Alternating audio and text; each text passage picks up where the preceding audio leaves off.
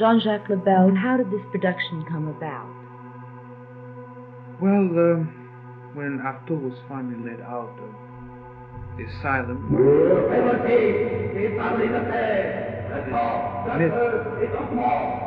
myth had been created by his surrealist friends and some other poets and artists. And the literary world was beginning to feel a little bit guilty about Artaud's punishment, and they thought they'd try and do something for him, so they got him this gig at radio. He was asked to write a conceit special play for the radio. At that time, they were beginning to do radio. So it was actually commissioned? It was commissioned by the radio, which, as you know, is a government radio. And he wrote this thing specially. Was this the first official recognition that Artaud had received from the government? It was the first and only one, and as you'll see later, it was not really a recognition, because when they finally saw the result of it, they banned it immediately, and I want to say that it was never put on the air. All but one copy was burnt, and the copy that you have heard was smuggled. And it was never even heard in public in France, except once at the Anti-Procès in 1959. We produced it with Roger Blanc himself. Well, let's go back now to the original production then. Artaud was commissioned to write a radio drama. Yes.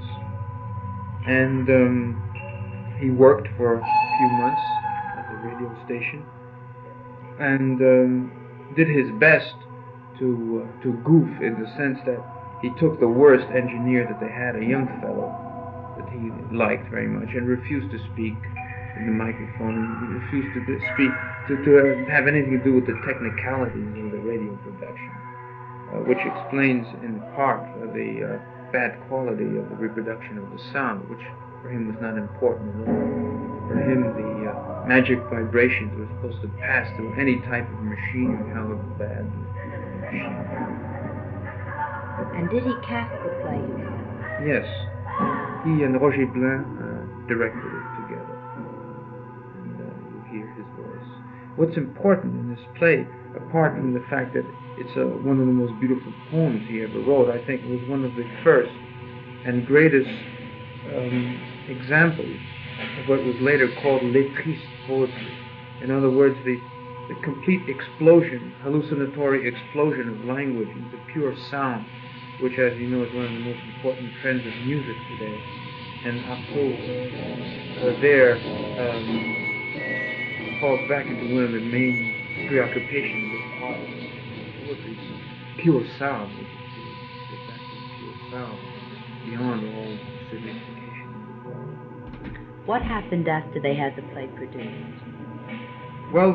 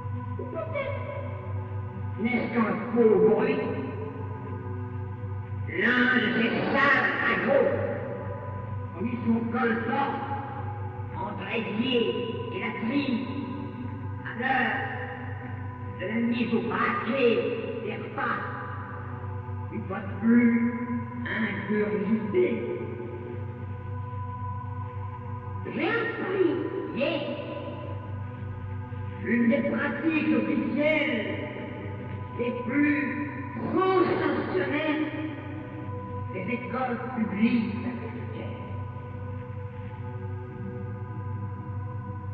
Il serait destiné à démontrer par des vertus du dragon de la force, la pure excellence des produits d'un médecin et des fruits de la sueur américaine sur tous les fronts de la cité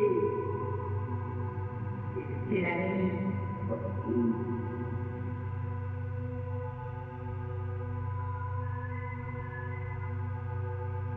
Qui serait destiné à démontrer par les vertus écrasantes de la force, la pure excellence des produits d'un médecin et des fruits de la sueur américaine sur tous les fronts de la cité